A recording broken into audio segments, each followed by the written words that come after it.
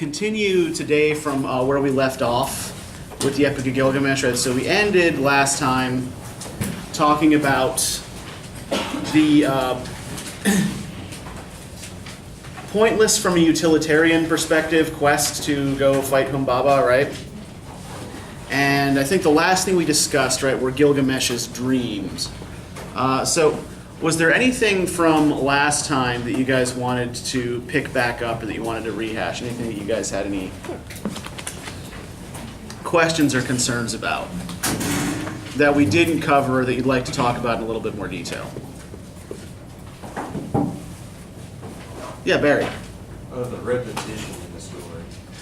What's Okay. the purpose of that? Okay, well, the repetition of the story, I mean, is largely simply a function of ancient Babylonian literary style. It does sort of signal the epic's roots in oral tradition, but by the time this version of the epic is written down, right, I gave you that timeline last time, this had been a literary rather than an oral tradition for over 1,000 years. So yeah, there are still kind of traces of oral tradition in here. But yeah, it's more to do with certain literary traditions in ancient Babylon, right? That sort of that incremental repetition. We see the same thing like when Gilgamesh is trying to outrun the sun, right? We have that long list of, you know, after one double hour, after two double hours, and so on and so forth, right?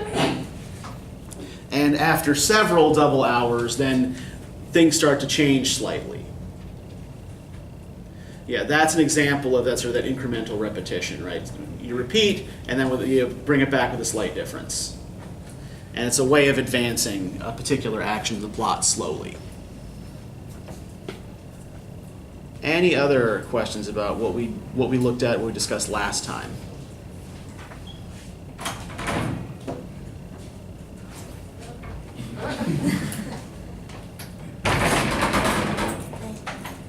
We want to remind everybody, right? We start at exactly 9:30, right?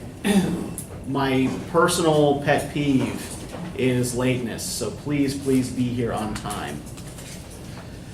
Okay, so then we may as well move on and talk about the rest of the epic here. How'd this go for you? What'd you think?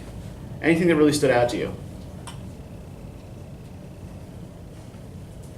The discussion of the flood. Okay. When they first bring up Utanapishtim, yes. I know the flood's a common origin myth Yeah. over in plenty of places, but the similarities between this particular myth and the Christian mythology, with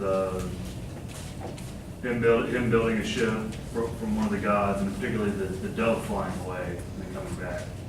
Yeah, there are a lot. There are a lot of kind of recognizable analogs here to the flood myth in Genesis, right? Which we'll be looking at next time. And I do just kind of want to talk about those because I think that sometimes people get the wrong idea about what's actually going on there, right? And to give you an example, a little history lesson. Now, the Epic of Gilgamesh, along with most of the body of ancient Mesopotamian literature, was completely lost sometime, I think around like 5th century BCE, and didn't resurface again until the 19th century. Thanks to a British archaeologist named Austin Henry Layard,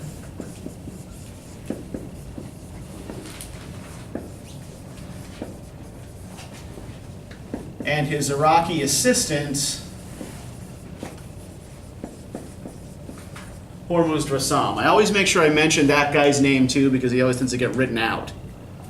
But he was just as important in finding these artifacts, these tablets, as Layard was. In fact, he told Layard where to find them. So Layard goes digging in all of these sites in Iraq and finds remains of ancient cities. And in these ancient cities, in addition to, weapons, jewels, personal adornments, everyday artifacts, right? He finds all of these tablets with what was at the time a kind of indecipherable language on them. And those tablets, by and large, sit in the British Museum for a couple of decades before an enterprising young translator by the name of George Smith finds them. And he has some experience with ancient Near Eastern languages, and so he's going over these tablets, and he's working on them, and he comes across on one of the tablets a story that bears a striking similarity to the tale of Noah. Now, Smith, being a devoutly religious man, takes this story as evidence that the biblical flood really happened, and starts trumpeting his discovery to various British and American newspapers. He doesn't really bother too much about the rest of the epic. To him, the rest of the epic, okay, it's a hero story, so what? Right? What matters here is this thing that relates directly to the thing that he believes in. So, what's the mistake that Smith is making, not as a linguistic translator, but as a cultural translator here? Just forcing his beliefs onto something that could not possibly hold his beliefs.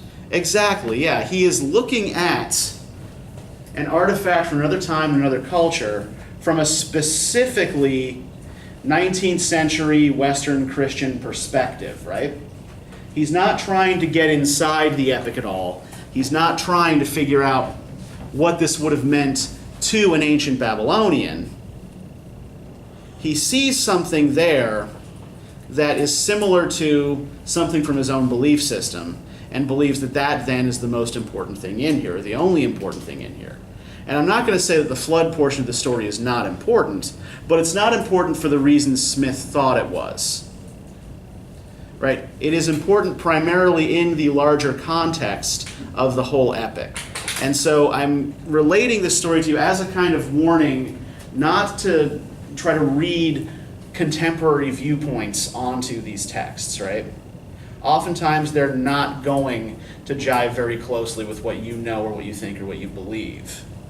Actually, I brought up the flood thing because there's this, I'm not even sure if it's so organized as to be a theory, but it's this thought that, especially given where the story takes place in Iraq, that the Judeo-Christian religions, they're all essentially based on splinter groups of previous religions. Sure. In fact, the people who became the Israelites were originally a semi-nomadic people who herded goats and sheep in what is now southern Iraq. So right around the same area where the Gilgamesh myth comes from.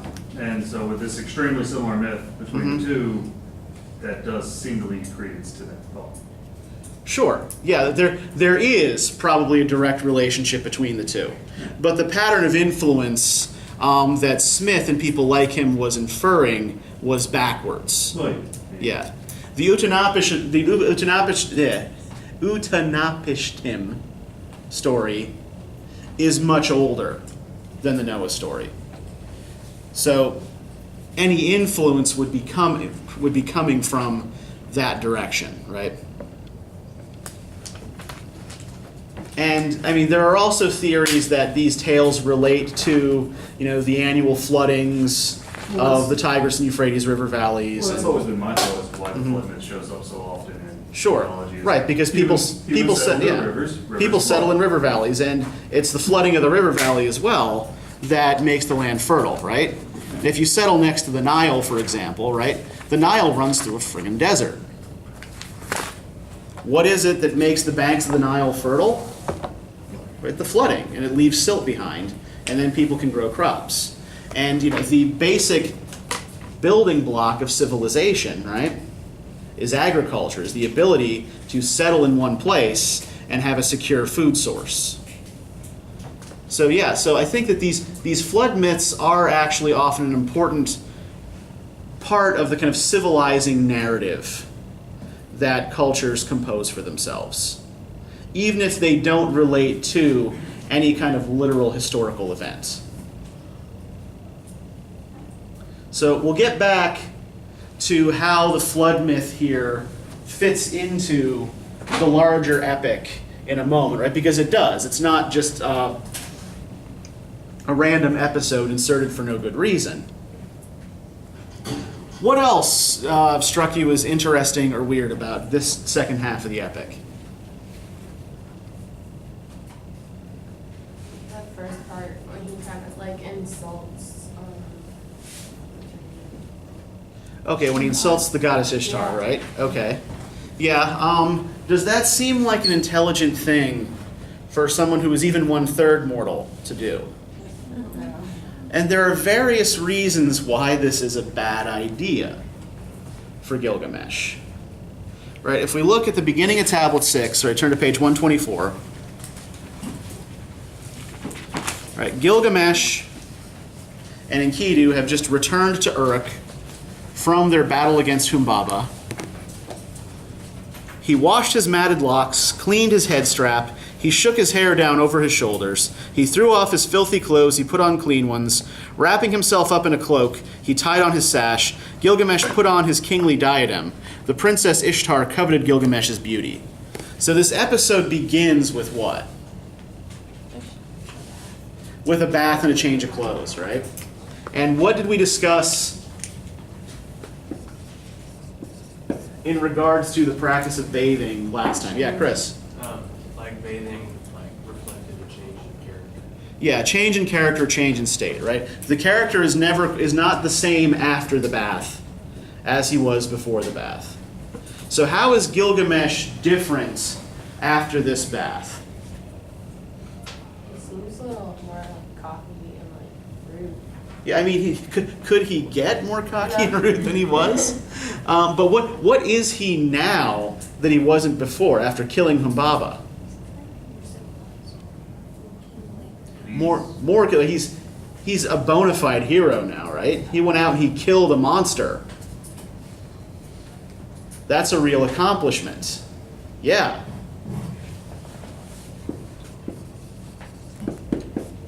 And as he is glowing in his heroism, the goddess Ishtar lusts after him, right? She comes down to earth. Come, Gilgamesh, you shall be my bridegroom. Give me of your lusciousness. You shall be my husband, and I shall be your wife. I will ready for you a chariot of lapis and gold, with golden wheels and fittings of gemstones. You shall harness storm demons as if they were giant mules.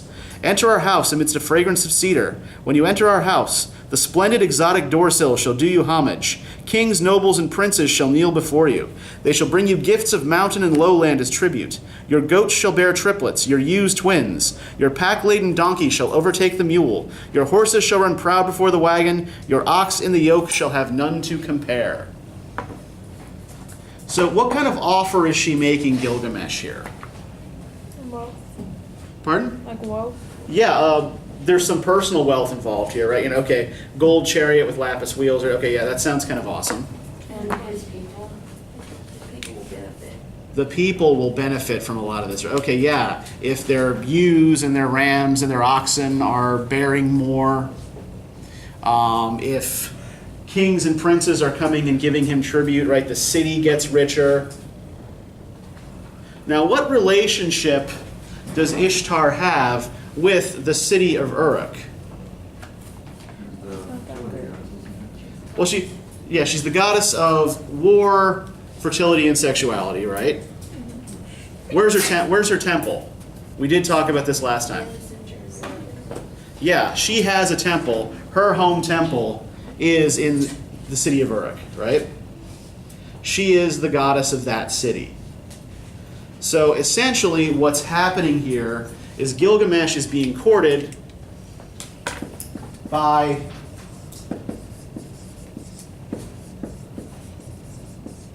a sovereignty goddess, right? if he unites with the goddess of his city, then good things will happen for the city, right?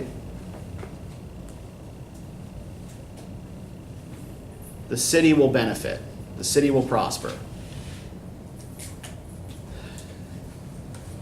And where does this go pear-shaped? Well, she's gonna pass. Yeah, she runs back to daddy. Oh, yeah. Yeah, she runs back to daddy for the bowl, yeah. Pretty please give me the bowl of heaven, yeah. I think you mentioned her past, right, Zach? Yeah, what? She's has. It seems like the vast majority of her lovers end up in Yeah. a terrible situation. Yeah, so yeah, things don't go well personally, individually, for the people on whom Ishtar lavishes her attention, right? So he recites this long list of her past lovers who have met excruciatingly awful fates.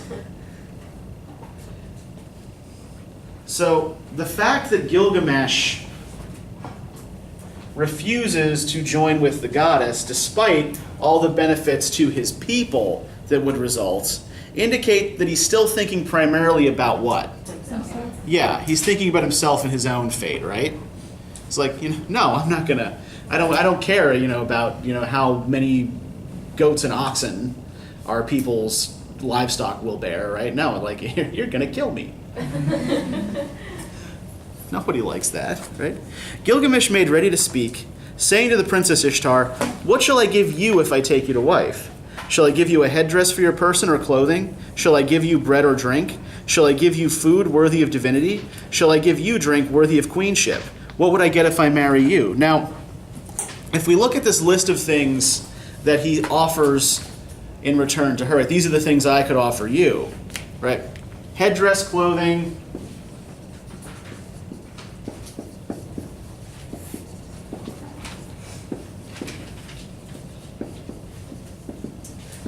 bread and drink, food worthy of divinity, drink worthy of queenship. Are these part of a larger motif in the epic? What is he saying are the things he can offer her? Human stuff. Yeah, human stuff, right? So he's questioning here whether he can actually make the goddess human enough to make this work, right? If I give you these things, right, what's going to happen? Oh, probably the same thing that happens every time someone else tries to give you this stuff. Right? You are a brazier that goes out when it freezes, a flimsy door that keeps out neither wind nor draft, a palace that crushes a warrior, a mouse that gnaws through its housing, tar that smears its bearer, water skin that soaks its bearer, weak stone that undermines a wall, battering ram that destroys the wall for an enemy, shoe that pinches its wearer. Ouch. Right? So not only does he turn her down, he insults her and then throws her past back in her face.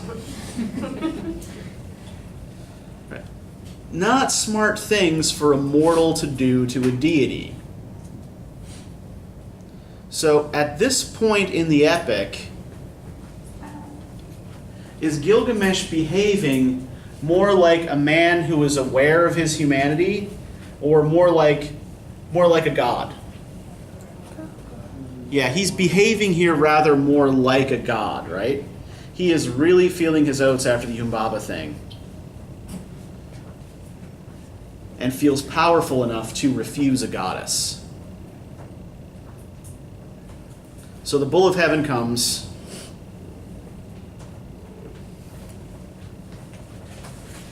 Digs pits all over Uruk, people fall into them, causes famine. Gilgamesh and Enkidu fight it. Gilgamesh and Enkidu win. Why does Enkidu have to die after this? Did he curse someone? Pardon? Didn't he curse Shema and someone else? A little bit later, right? After he realizes he's dying. I mean, story. As this is supposed to be how Gilgamesh stopped being an asshole and became a king, there has to be a pivot point. There has to be something that happens. Sure. That's So, a big yeah. enough problem that he realizes he needs to change, And from a narrative standpoint, yeah, this is a pivot. Yeah. From a narrative standpoint, this gives Gilgamesh the impetus to step away from the road that he's on. Now, he takes a little detour before getting back on what the epic seems to regard as the right road. But yeah, Enkidu's death, yeah, is, as Zach is saying, that kind of narrative pivot point. But what is the reason given for Enkidu's death? You were haunch the bull's haunch at Ishtar. Yeah, it's not enough for him to verbally insult Ishtar. It's not enough for him to kill her bull. He has to throw pieces of the bull's corpse at her and shout, "If I could vanquish you, I'd turn you to this. I'd drape the guts beside you." Now, this is an act of pretty serious impiety, right? Now, I think we probably talked about this a little bit last time, but one of the basic features of most ancient world religions, and the more ancient they are, the further you go back, the more they're like this, is that the relationships between humans and the gods are essentially transactional.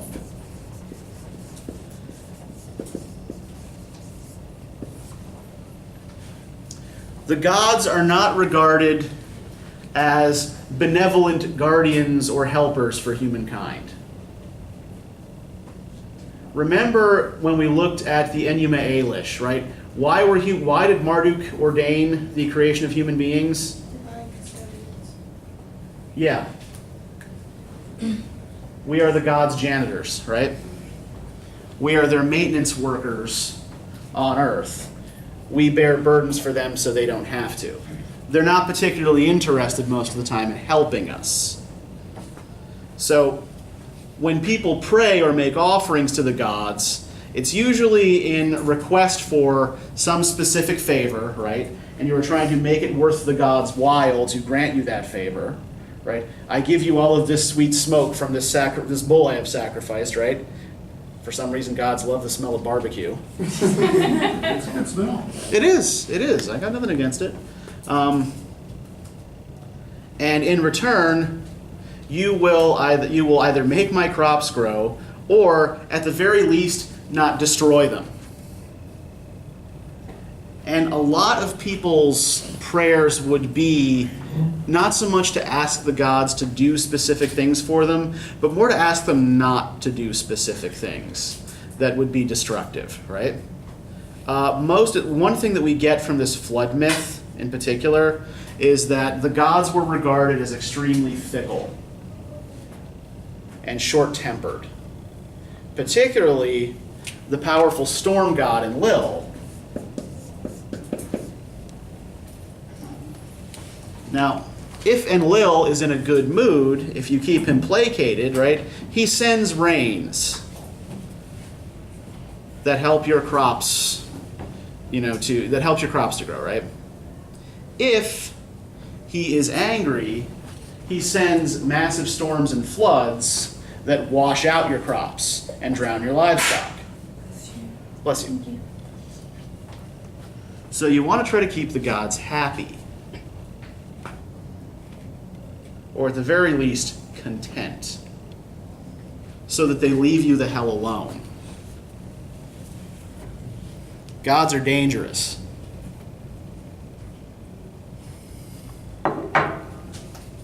So Enkidu goes a little too far.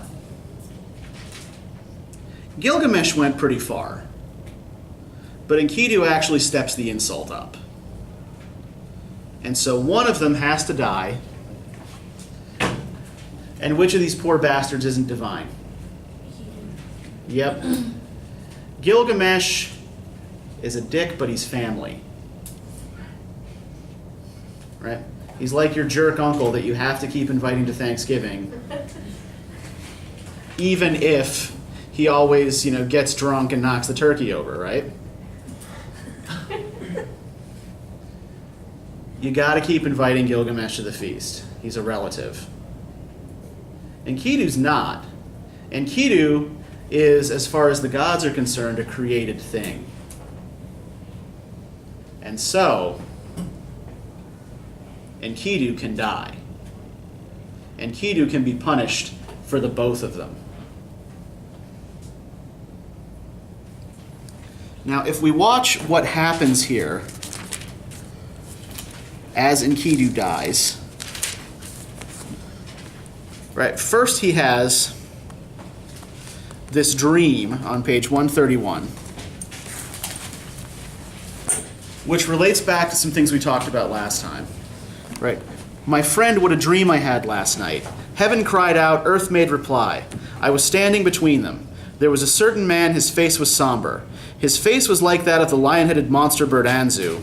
His hands were the paws of a lion. His fingernails were the talons of an eagle. He seized me by the hair. He was too strong for me.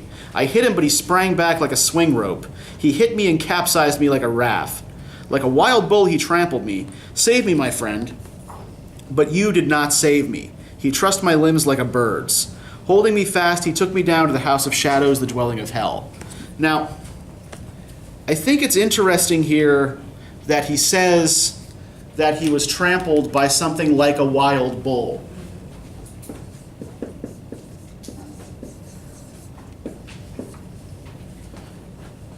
Because this is a motif that has been popping up a lot in this epic, right? Right, we had the bull effect. Yeah, go ahead, Corey. Does it have like a foreshadowing effect? What do you mean? Give me, Because like the bull, they killed the bull, so like he talks about how the bull is trampling him, so it's kind of like he knows he's gonna die. Okay, yeah, I mean, this particular dream is meant, to foreshadow what Enkidu has seen in his own future, right? So yeah, they killed the bull of heaven. Right? They had to because it was destroying the city. But where else have we seen references to a wild bull? Gilgamesh himself, yes. Right? He is the wild bull of Uruk.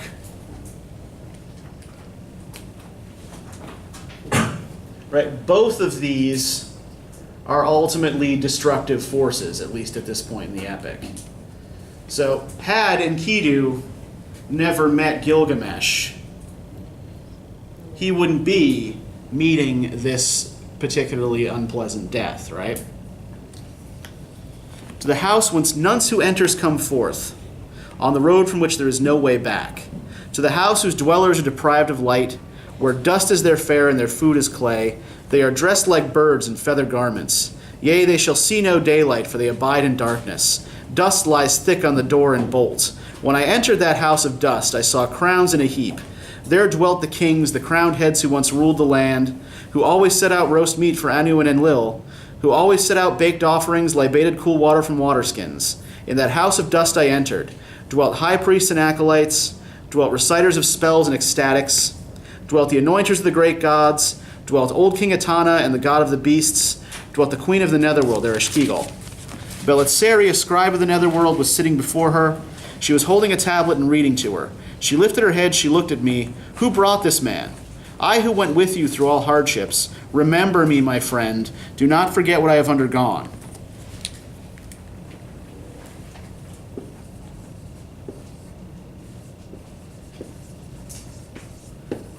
Okay, so this injunction to remember me is particularly important. We'll get back to that in a moment, right? But what do you make of this description that Enkidu gives of the underworld?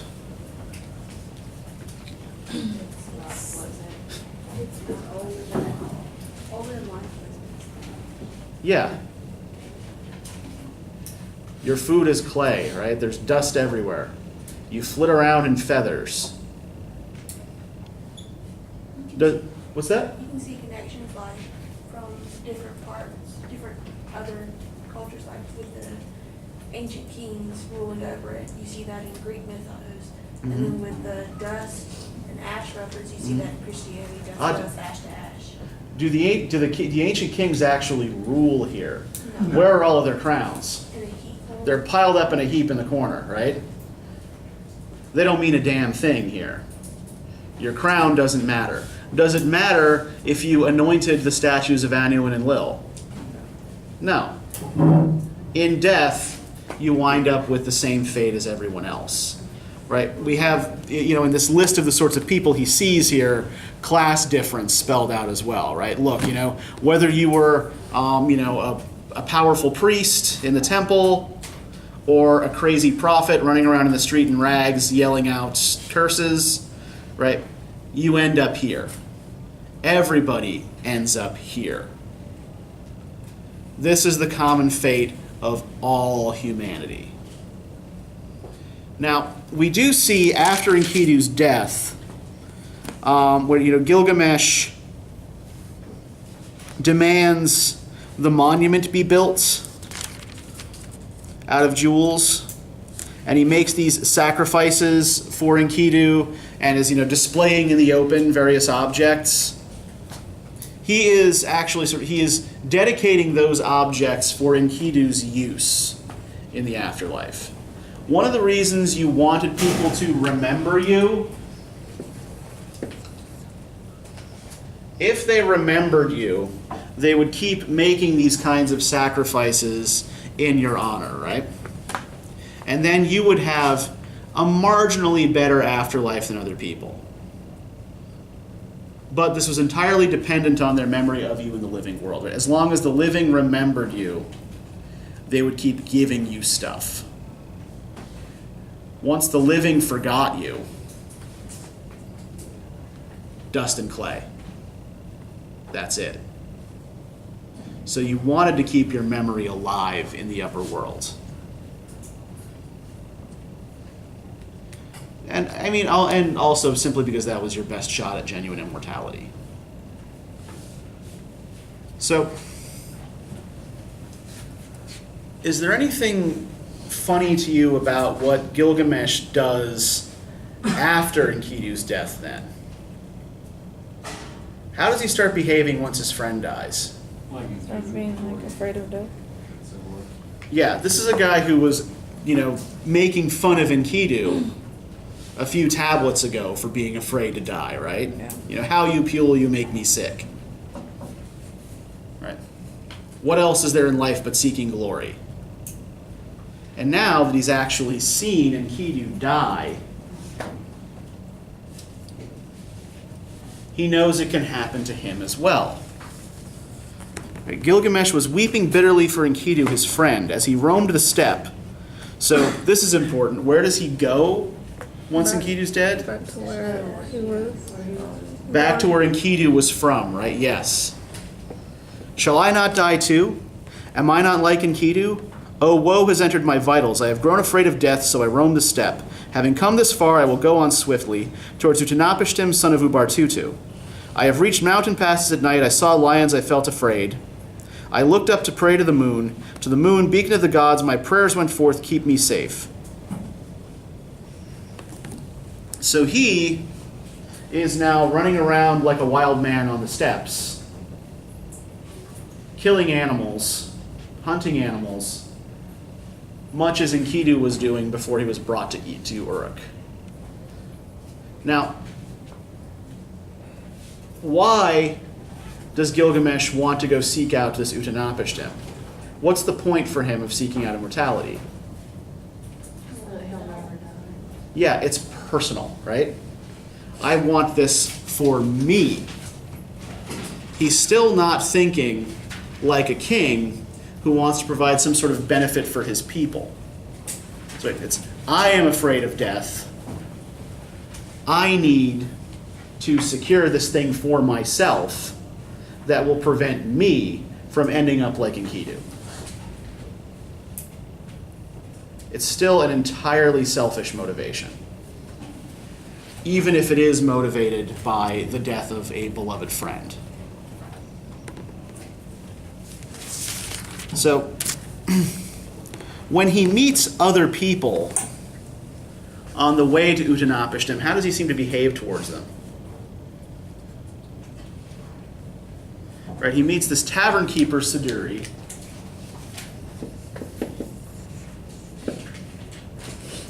and the boatman Urshanabi.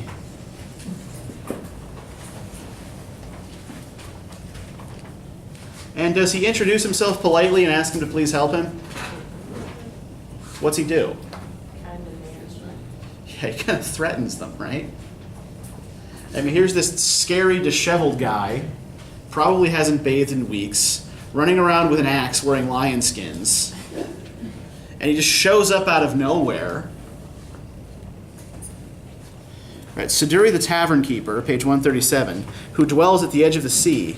For her was wrought the cup-rack, for her the brewing vat of gold. Gilgamesh made his way towards her. He was clad in a skin. He had flesh of gods in his body, woe was in his vitals. His face was like a traveler's from afar. The tavern keeper eyed him from a distance. Speaking to herself, she said these words. She debated with herself. This is no doubt a slaughter of wild bulls. Why would he make straight for my door? At the sight of him, the tavern keeper barred her door. She barred her door and mounted to the roof terrace. But he, Gilgamesh, put his ear to the door. He lifted his chin. Gilgamesh said to her, to the tavern keeper, when you saw me, why did you bar your door? Bar your door and mount to the roof terrace. I will strike down your door. I will shatter your door bolts. Right? If you're trying to ingratiate yourself with someone, the best way to do so is generally not to threaten to break into their house, right? So, why is he behaving like this? What is he reverting to? He's really scared. Wow. Okay, yeah, this is absolute wildness, right? He's resorted to barbarism. Right? Civilized man has become wild man and is behaving like wild man. Taking what he wants, threatening people when he thinks it's going to do him good. All out of fear of death.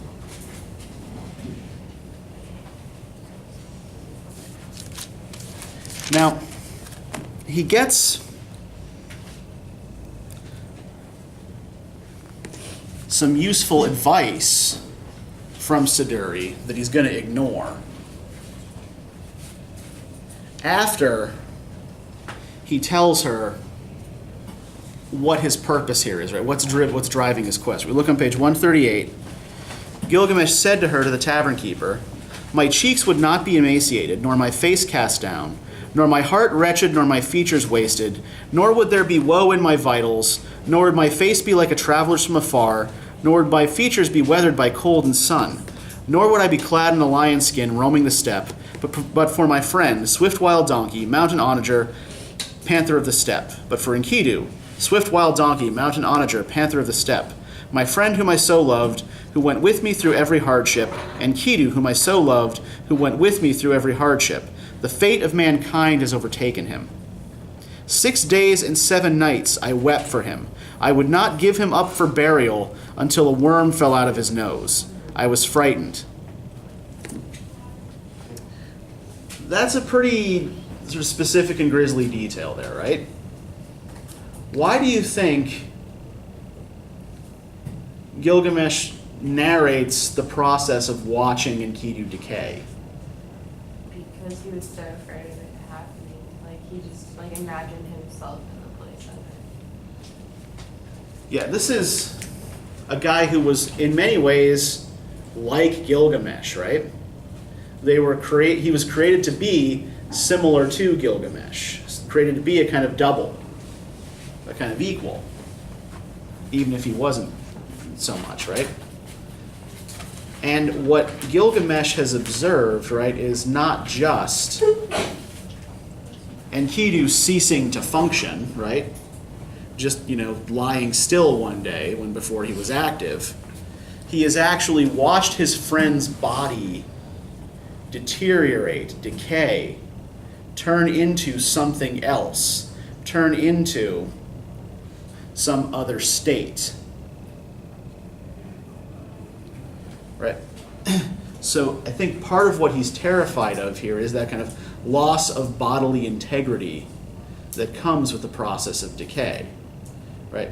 If my body starts to fall apart, if worms eat my flesh, am I still Gilgamesh, right? Am I still who and what I was? Kind of vain, Yeah. because he boasts his divine heritage. He's like, oh, I'm this great, I'm the wild bull of Uruk. Yeah. And then he has this double, and it's kind of his reflection. He sees his reflection decompose. Yeah. It's like, oh crap. Yeah. It's absolutely, I mean, and, you know, I mean, I hope none of you ever actually have to watch someone die. It's horrible. And, you know, particularly if it's a close relative, it's, you know, it's horrible, it's uncomfortable, and it's terrifying. But for Gilgamesh, right, he has seen the person in the world who is most like him fall apart and decay. Right? What was Enkidu isn't Enkidu anymore. And there's no coming back from that. There's no bringing that back. Because you can't rebuild that body. You can build a statue. You can make sacrifices to that statue so he'll have nice things in the world of the dead. But you can't bring him back. You can't make him what he was. And remember, too, that what's holding Gilgamesh up, right, are these sort of proportions of immortality and mortality already in his body, right? Remember, he is 2/3 divine and 1/3 mortal. And this 1/3 mortal he views as a weakness, right? This is the part of him that means he has to die.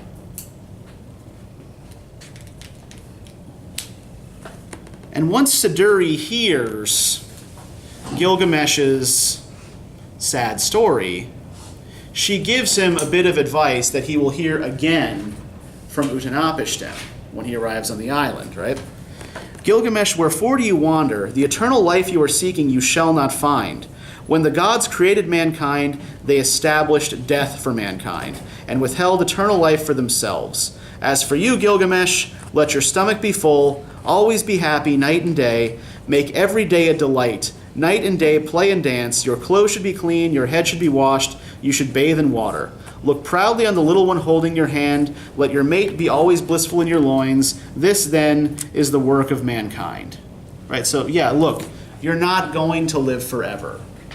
But there are good things about being alive, right? There are joys to be found in human life. And focus on those joys, right? Take long baths. Dance, sing, eat, right? Have sex, have children, right?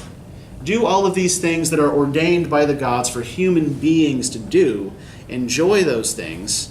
And then when you're gone, it won't matter so much, right? You will still have lived a good life. You will still have enjoyed your life.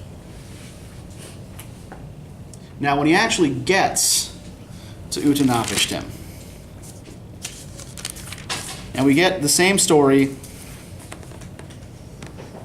right? He repeats to Utanapishtim what he's doing there, how he came to be here, what he's looking for. And as he is looking over the one human being who has ever achieved immortality, what does he notice about him physically? If you look on page 143.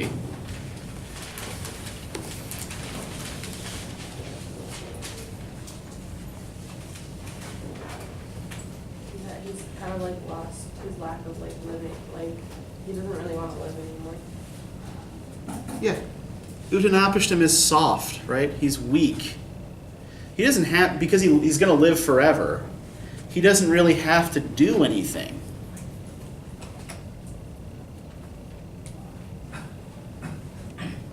With death as an endpoint always before you, you want to try to cram as much living in before you die, right? Before it's all kaput. But Utnapishtim has this ocean of eternity out before him, right? There's no real reason for him to bother trying to accomplish anything. Because no matter what, right, he's never going to meet the same fate all other human beings meet. He's not going to have to worry about being remembered.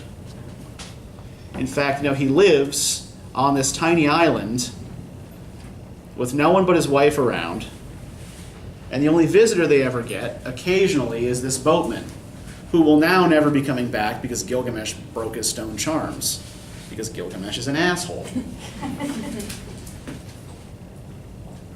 But yeah, when Gilgamesh looks at Utnapishtim here, right, he says, "As I look upon you, Utnapishtim, your limbs are not different. You are just as I am. Indeed, you are no different at all. You are just as I am. Yet your heart is drained of battle spirit. You lie flat on your back, your arm idle. You then, how did you join the ranks of the gods and find eternal life?"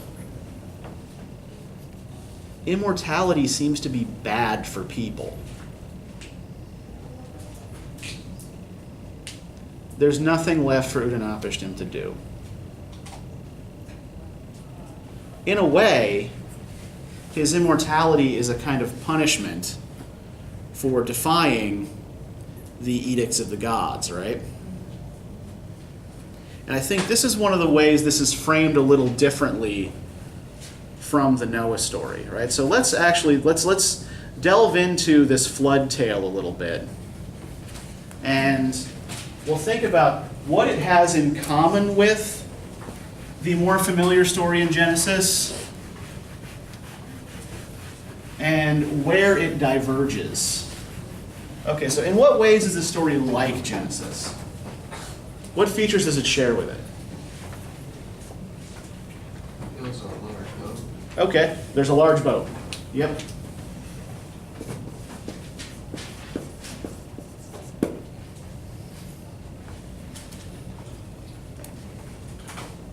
Yeah, Larry.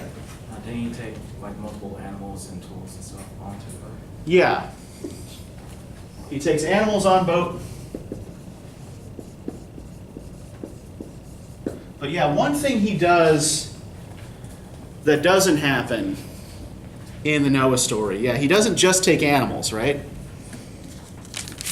He takes like oil. Yeah, all types of skilled craftsmen I sent up on board.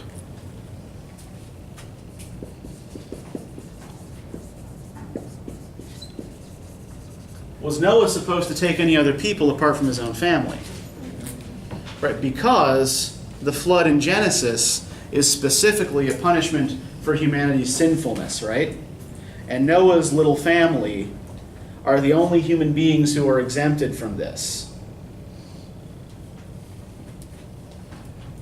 Now, is Utnapishtim singled out for any special virtue that he has?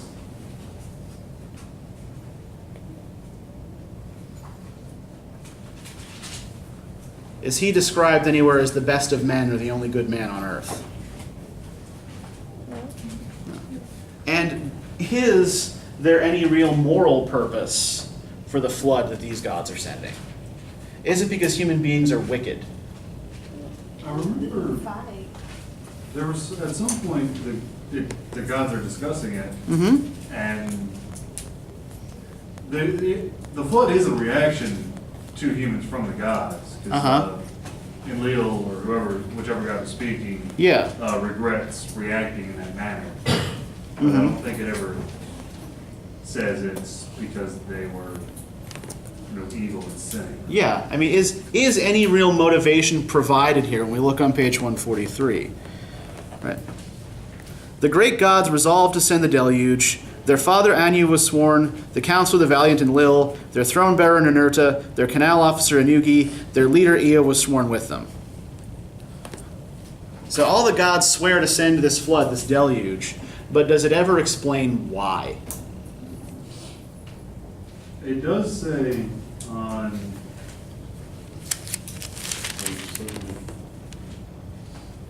147, Uh-huh.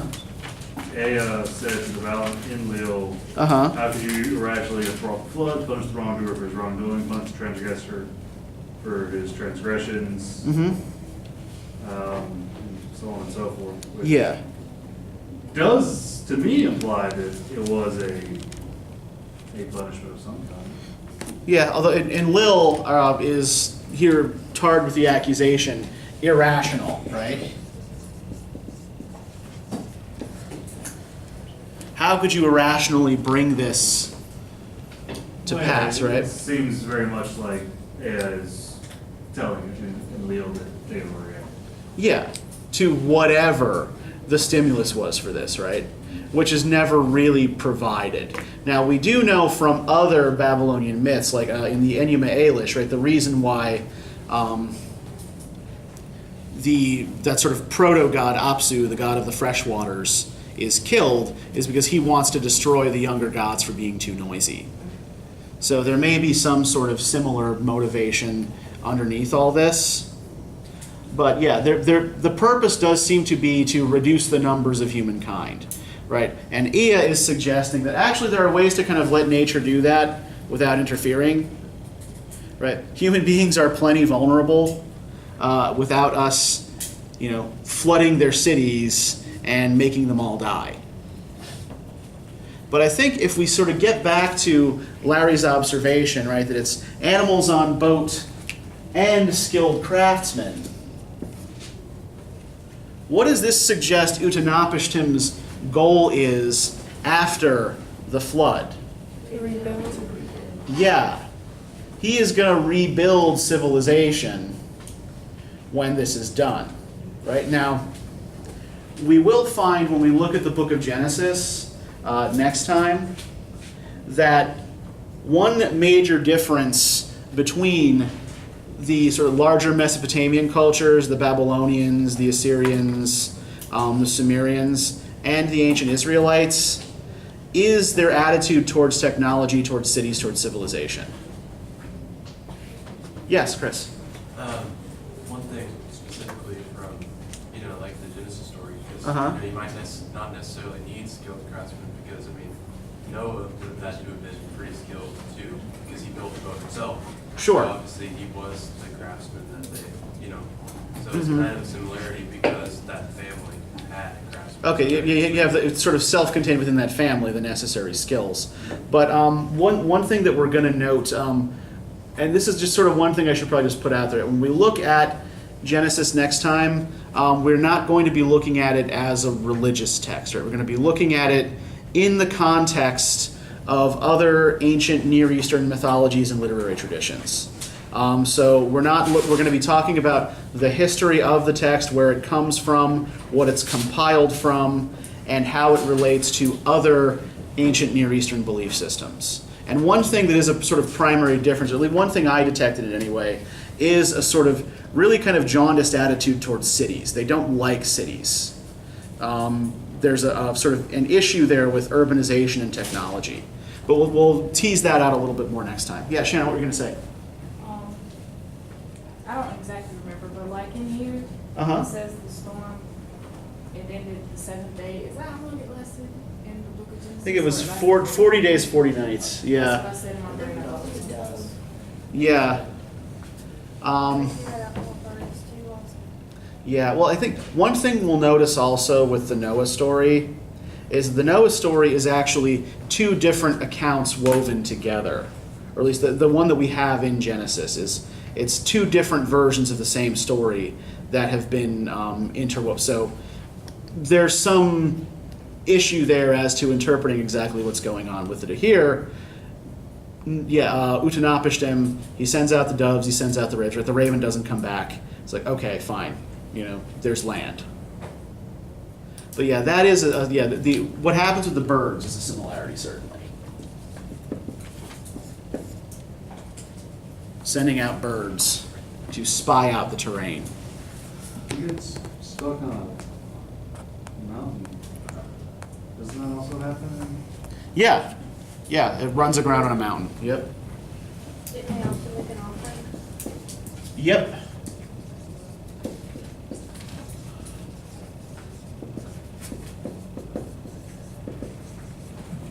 In which case, right, since the offering has to be made, lucky that he ended up on a mountain, right?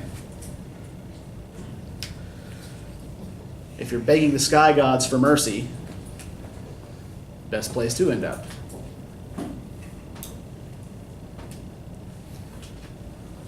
Anything else you see here that seems to be kind of similar?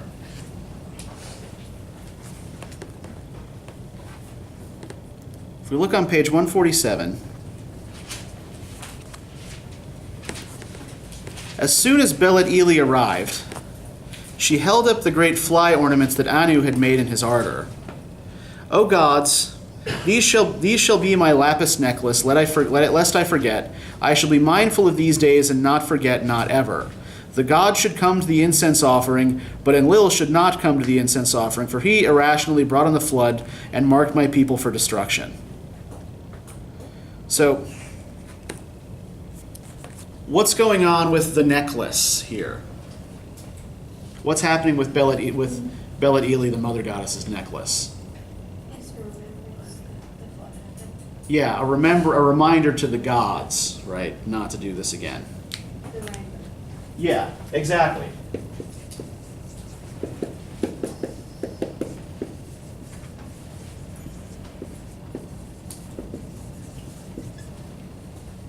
Right, this is, it's placed in the sky, right? The home of the gods of the upper world, to remind them not to destroy human beings again. Because remember that we're sort of talking about a culture in which all power and responsibility of this sort rests with the gods, not with people. Yeah, Chris. That is also a similarity between Yeah. the two, because it's well, I mean, one, because they both had the rainbow, but one was, signifying that there'd never be a worldwide flood again. Of course, we have floods, but not like a worldwide flood. So it's a similar concept. Sure. As a reminder. Mhm. But one is for the people and one is for the gods. Yes, in Genesis, right, when God puts his bow in the sky, right? Not something peaceful like a necklace, by the way. A weapon of war is placed in the sky. And it's not just to remind him, oh, right, I shouldn't go around just, randomly, wantonly drowning people again. It's a symbol of a covenant with a certain group of people, right? That he promises he will never again destroy the world by water, but watch out for other means. Yeah, the Genesis wording is also rather more specific in that respect. But yeah, here, this isn't for human beings at all. This is for the gods. And yeah, the necklace it's a symbol of wealth, of prosperity, but it is not a symbol of war or violence. So, Utanapishtim, for successfully evading the god's plot, instead of being rewarded with being the father of a great nation, yeah, he's kind of punished, right? So yeah, you weren't supposed to get away. So we're going to put you here by yourself on this island. You won't die, but eventually you'll wish you had. I don't understand. What's that? I thought he was supposed to go on boat.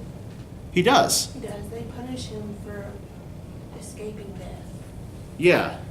Immortality isn't really a reward here. This is a culture that doesn't value the idea of eternal life. Right? Eternal life means eternal nothingness and no reason to accomplish anything. So once Utanapishtim has done this and defied the gods, most of the gods, there's one god that helped him out because he realized that, hey, maybe destroying all of our divine custodians is a bad idea. But yeah, eternal life's not a reward. And that's what the story is supposed to point out to Gilgamesh, right? you don't really want this. This is not going to be good for you. But of course, Gilgamesh never listens to anyone. Because Gilgamesh always knows best, right? So what's the test that he is to be put to? Stay awake for 7 days. Yep. Can you stay awake for 7 days and 7 nights? Now, what would staying awake for a whole week have to do at all with a request for immortality?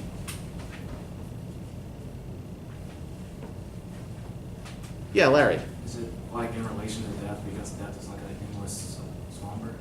Yeah, exactly. Death is a kind, or sleep is a kind of mock death, right? Okay, if you can avoid sleep for 7 days, right? Things that are immortal don't need to sleep. They don't need to eat either. They don't really need to do anything to sustain themselves. They're immortal. So, okay, go ahead. Stay awake for a whole week. We'll see how good you are at that. And if you can do that, if you can avoid, the little death that human beings need every night, then yeah, maybe you can avoid the big death too. And of course, what immediately happens to Gilgamesh? Go to sleep. Falls asleep as soon as the words are out of his mouth, right? That yes, I will do this. And so I think what's particularly interesting and telling here as well is what Utnapishtim and his wife then do to show Gilgamesh how long he's been asleep. Yeah, return of bread, right? A loaf of bread for every day that he is unconscious. Why bread? Because it rots. It doesn't rot, but it gets bad. Yeah, we're talking about the days before preservatives, right? Yeah. And Mesopotamia, southern Iraq, that's a hot, wet climate. So things are going to go bad pretty fast. Like usually when you baked bread, you had to eat it pretty quickly. So that's part of it's gonna decay. Yeah, Darius. Did it go back to like the whole human thing, like the food? Yes. Remember that bread is what Enkidu ate to become human, right? To be fully humanized. He had to be introduced to human food. Bread is food that human beings eat. Gods don't eat it. Animals don't eat it, except maybe pigeons in the park.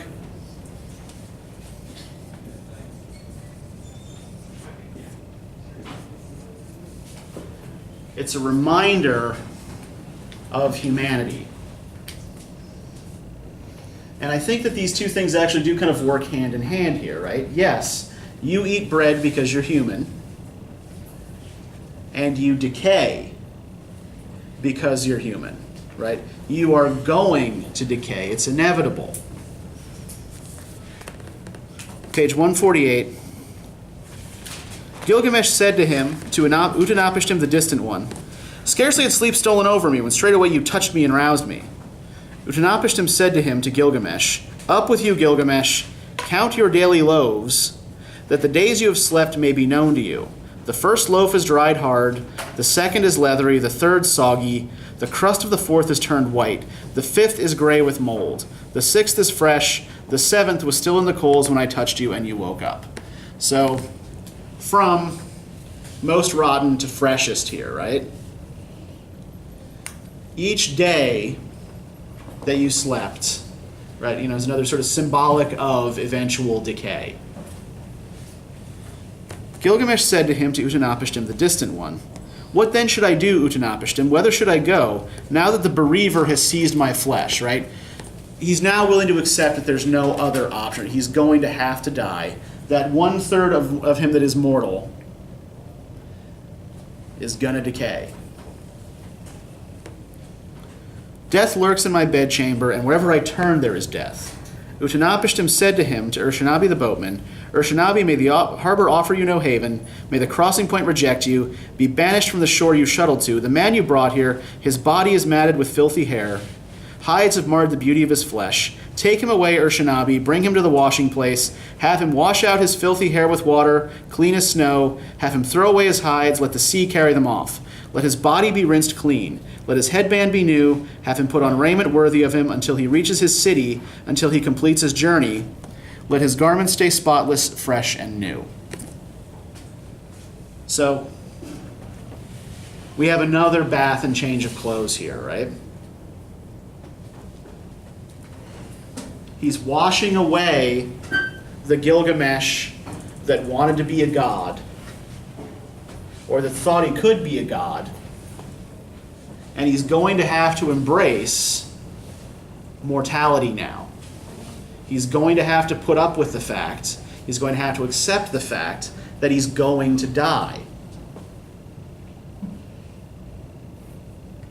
And so he is once again different after the bath, right? And I think it is important that Uttanapishtim says, until he reaches his city, until he completes his journey, let his garments stay spotless, fresh, and new. Now, why does the until he reaches his city, completes his journey thing matter? Why is his journey complete when he reaches his city? Because the city's ultimately where he finds his immortality. Yeah. The city is really what matters. He's the king. He's supposed to be taking responsibility for his city and for his people. He's not supposed to be wandering around wearing lion skins wild on the steppe looking for immortality. Yeah, Chris? And it goes back to the whole thing where you talked about, the remember me thing, because his body is not going to go on forever. Right. His name stood if he actually were to be a good king. Yeah. And those walls that he points out at the end of the poem, they're still there. They were buried under sand for a long time. But those walls are still standing. Now, were they built by an actual King Gilgamesh? There actually probably was a historical Gilgamesh. He was not 2/3 mortal and 1/3 divine. He probably did not slay a forest monster or go questing after immortality. But there is a Gilgamesh listed in the ancient Sumerian king list. He is supposed to have reigned for about 300 years. They probably counted years a little bit differently. But yeah, so this is based on at least a sort of semi-historical figure. But yeah, the last words of the epic here on page 151 are, "Go up Ur-Shanabi, pace out the walls of Uruk, study the foundation terrace and examine the brickwork. Is not its masonry of kiln-fired brick, and did not 7 masters lay its foundations? 1 square mile of city, 1 square mile of gardens, 1 square mile of clay pits, a half square mile of Ishtar's dwelling. 3.5 square miles is the measure of Uruk." So, on the one hand, yeah, this is taking us to sort of Gilgamesh's recognition of what his real achievement is, right? That he built out this city and its walls. Right? His real achievement is as a civilizer. Where else does this take us, though? Goes back to the beginning of the... Yeah. Full circle back to the beginning of the epic, right? Takes us back to that starting point. Right? Reminds us of where the epic promised us we were going to get to at the beginning. All right, so we are about out of time, so I'm going to give you the reading questions for next time. And again, I do want to be sensitive to people's religious concerns, right? I don't want to try to do anything to you when we talk about Genesis that is going to completely shatter your feelings or your worldview. But I do want, again, to remind you that we're not looking at this from the perspective of, say, a pastor or a theologian, right? We're going to be looking at this through the lens of literary studies and comparative mythology.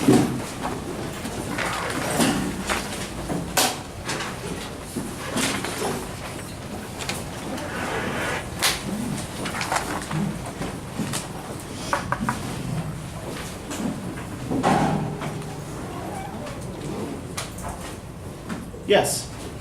Okay, so I just want to know, do you have any, I guess you'll call them like study tips maybe. Because like when we're reading this stuff, I'm gonna be Uh-huh. honest, it kind of goes over my head. And like I have Okay. trouble really analyzing. Okay. Yeah. And so the thing I would do then is start reading well before you know the reading is due. Right. Break it up into small chunks. Try not to read the whole thing at once, because then it's just gonna get harder. Right. It's just gonna make it more difficult. If you find your eyes glazing over, if you find yourself falling asleep, or just your attention wandering, mark your place, put the book down, go do something else for a little while, come back to it. And when you don't understand what's going on at a particular point, mark that point, right? And come back to it later and think through what's confusing about it. You can always come and ask me about things as well, right? But when you note something weird in a text or something confusing in a text, right? Some of it could be cultural traditions you're not familiar with. Some of it could just be like a literary trope you're not familiar with. Some of it could just be language, right? How often is it just language? Well, like okay, like how you put something on the board and you'll say, Uh-huh. what does this mean to this? And Okay, well, and the thing is, like, you'll get better at that with practice. I mean, this is one thing I want to stress, right? We like to think of intelligence, like our raw cognitive ability, as something that's fixed at birth. It's not, right? It changes throughout your life. It changes as you gain more experience. I'm not, as far as raw intelligence is concerned, any smarter than any of you. But I'm a lot older than you are.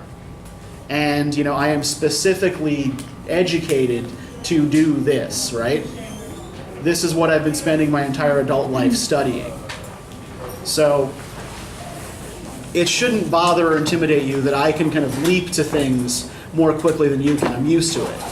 I've also been teaching this class every goddamn semester for 5 years. So a lot of this is just internalized by now. But yeah, if you're having specific trouble with something, you feel free to come talk to me.